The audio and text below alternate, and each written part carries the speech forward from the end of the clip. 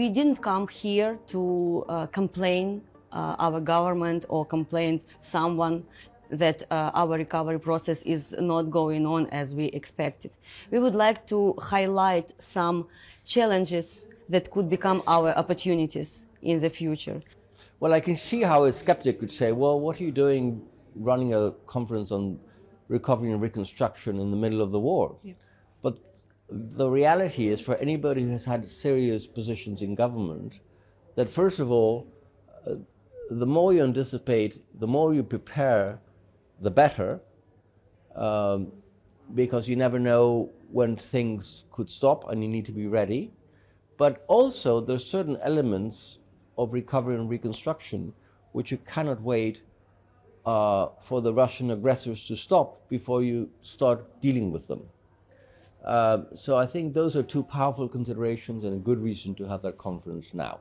We provide people with data, we ask questions and give the answers, and people use the data that we have found out to make decisions. It's going to be interesting discussions. There will be more engagement between policymakers and civil society, and that it will be a more inclusive environment for addressing different dimensions of the recovery and reconstruction, and not only related to infrastructure or economic recovery, but also the human dimensions, looking at social cohesion, looking at gender equality, looking at human rights, looking at democracy and rule of law. And those types of dimensions that are key and a core foundation for recovery and reconstruction in Ukraine.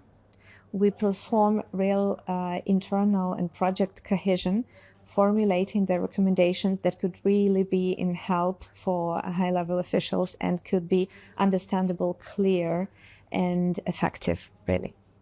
Well, my expectations are that you will come up with a set of the participants, the Ukrainian organizations, will come together with a declaration on how they see inclusivity of reconstruction and recovery. And they will also come up with a set of recommendations, concrete recommendations of how they can support the Ukrainian government and civil society in building back better as you move into recovery and reconstruction. It's a great moment where we can introduce our recommendation into a political agenda as well. We will be able to share all our recommendations, thoughts and ideas with like-minded civil society organizations.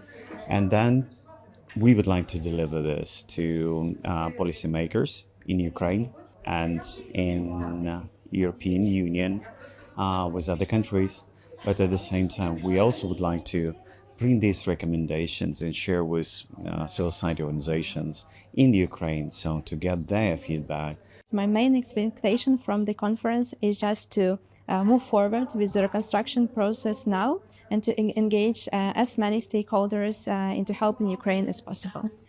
Classify, analyze, and have a really good structure and support from international colleagues to be promoted through international society.